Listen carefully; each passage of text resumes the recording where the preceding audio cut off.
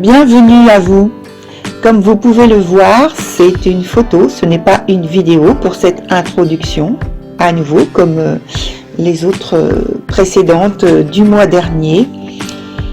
Et donc c'est à cause toujours des travaux qu'il y a chez moi.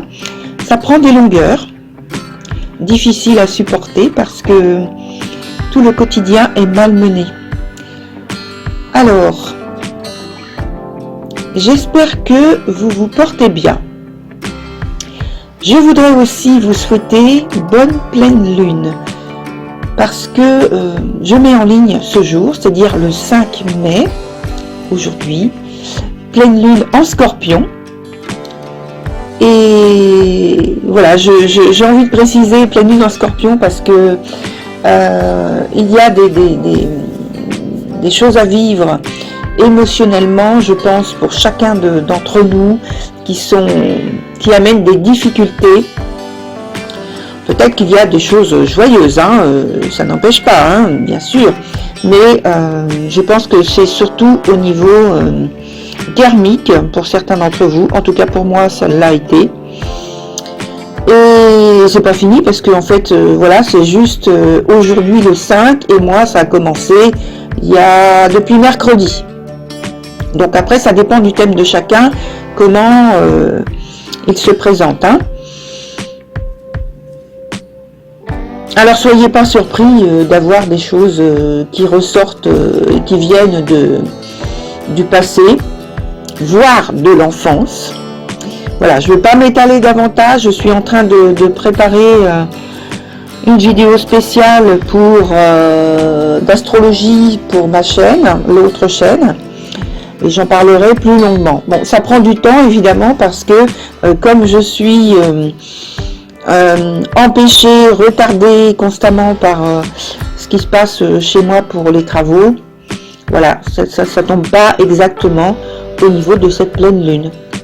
Et puis des éléments d'autres dates précédentes que j'ai voulu travailler dessus. Ça fait rien, ça va venir quand même. Donc, des nouvelles de peinture. Alors j'avance. Je mettrai bientôt la prochaine série, la prochaine peinture de la série en question dont j'ai parlé sur d'autres introductions, sur celle d'avant. Cette vidéo sur Instagram. Voilà pour les petites nouvelles et maintenant je vais poursuivre avec vos vidéos. À tout de suite.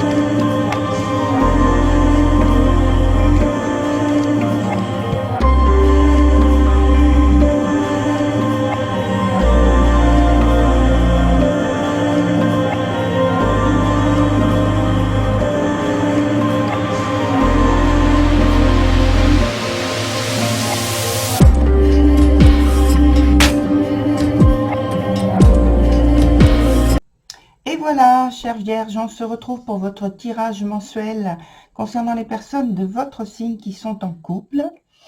Alors, on a donc les informations de ce côté-ci qui vous concernent. À l'autre bout, on a les informations qui concernent votre partenaire. Et au centre, ce sont les informations concernant donc l'interaction qu'il y a entre vous dans l'échange. La carte que vous voyez pas encore très bien qui est ici, c'est celle qui va nous donner en fait le résultat de tout ce qui est évoqué durant votre tirage ici en premier. Et donc je commence avec la première carte pour vous qui s'appelle l'originel. Alors la carte est dans son sens inverse. aussi bien celle-ci et celle-ci aussi. Voilà. Donc, l'originelle, elle nous dit quoi sur ce qui vous concerne sur ce mois de mai, dans l'aspect de la vie pratique. Ça, je n'ai pas encore précisé. Donc là, plutôt, c'est la disponibilité, la vie pratique. Et en dessous, c'est plutôt la vie émotionnelle, la sphère émotionnelle, avec les désirs, les sentiments, etc. Donc, avec l'originel, on voit que vous êtes en train de surmonter quelques difficultés de la vie quotidienne, qu'il y a donc quelques rêves, je dirais, et ou des ambitions qui sont difficilement réalisables, ou qui demandent que vous fassiez un sacrifice pour continuer en fait une ascension peut-être professionnelle ou sociale. Voilà. Pour ce qui est de votre partenaire, on a le prétendant. Donc votre partenaire est très actif, très dynamique, attentif à tous les mouvements d'ordre matériel ou financier qui concernent donc le couple, débit ou crédit, voilà. Donc il y a l'ambition de concrétiser un projet ou bien d'entreprendre un nouveau projet, je pense. Dans l'interaction, on a donc cette carte qui s'appelle l'indécis, qui est dans son sens inverse. Et ce qui fait qu'ici, la disponibilité, elle n'est pas au premier rang des priorités, parce que c'est constellé d'incertitudes et puis de décisions qui apparemment sont irrationnelles. En fait, en conséquence, je pense qu'il y a des décisions qui vont dans une mauvaise voie. Sur donc la partie plutôt émotionnelle, pour vous, chère Vierge, on a la carte qui s'appelle The Maiden.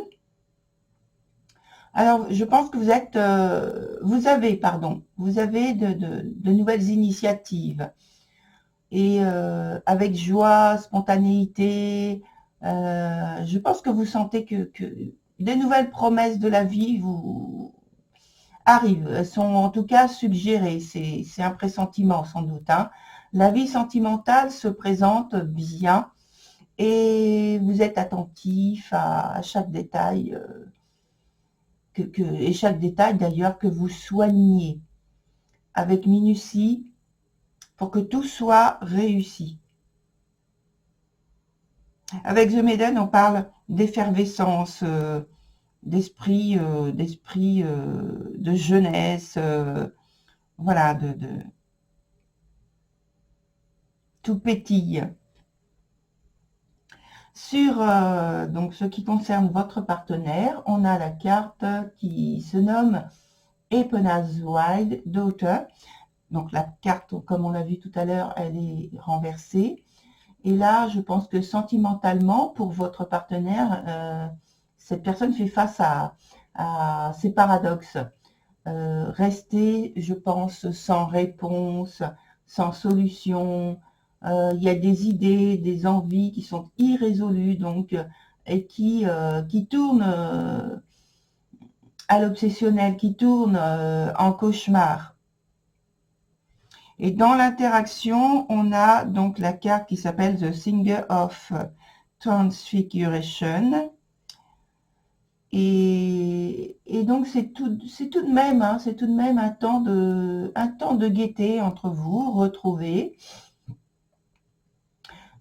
Vous avez, je pense, ensemble repoussé une ou bien des épreuves du couple pour aboutir maintenant à un temps ou à ce temps-là présent, c'est-à-dire le temps au moment du mois de mai, de reconstruction, de consolidation de votre union.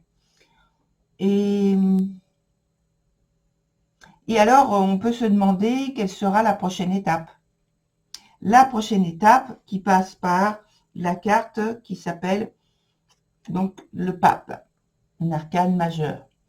Et donc, on parlait de consolidation, peut-être de retrouvailles aussi, parce que ça peut être sous sous le coup de retrouvailles, non pas parce que vous étiez séparés avant, bien que ça pourrait être ça, simplement des retrouvailles au sein du couple sur des points communs, des motivations communes.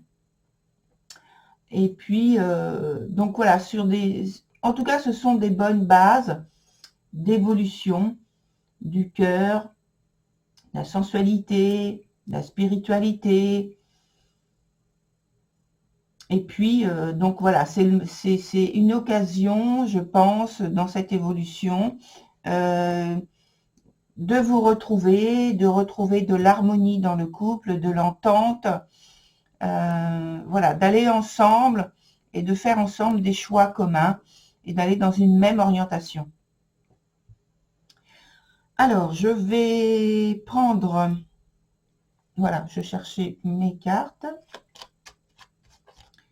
Je prends donc de nouvelles cartes pour avoir des informations complémentaires concernant votre partenaire et puis d'autre part vous,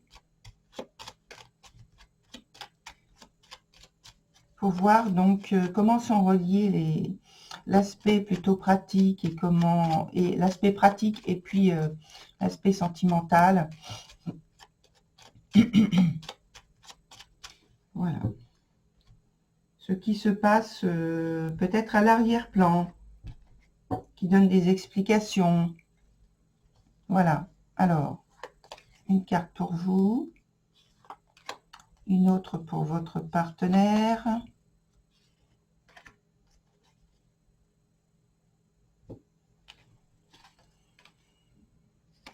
Donc, on voit que votre partenaire, là, avec l'empereur, dans son sens inverse, je pense, alors tout à l'heure, j'ai dit quoi? J'ai dit que par rapport à cette énergie qui est là, la plus rigoureuse, non pas que l'autre ne soit pas, je veux dire, sérieuse, etc., mais elle ressemble, celle-ci, le prétendant, est très semblable à la carte de l'empereur, dans le sens où il y a toute la rigueur, le recul, l'objectivité, mais là, on va y rajouter, si vous voulez, non seulement de la distance, mais de la froideur, de la communication qui n'est pas évidente à faire, à s'installer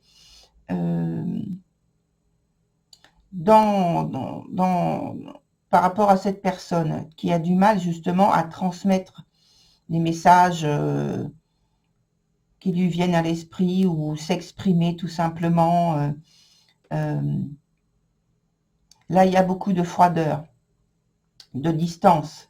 Déjà, du fait que ce soit l'empereur, mais en plus renversé, les intentions, au départ, risquent de ne pas être orientées comme vous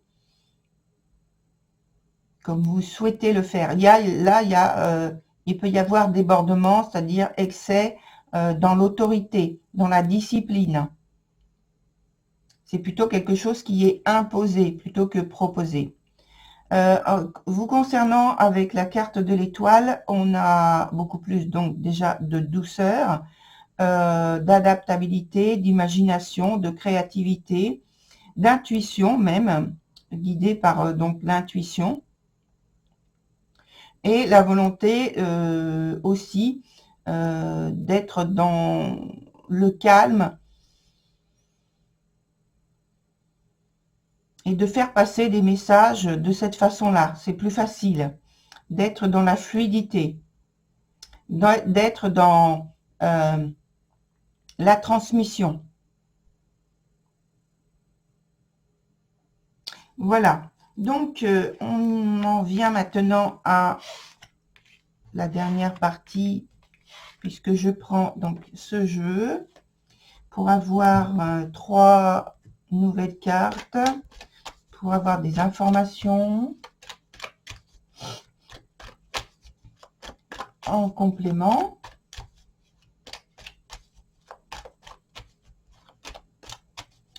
Voilà, voilà. Oups.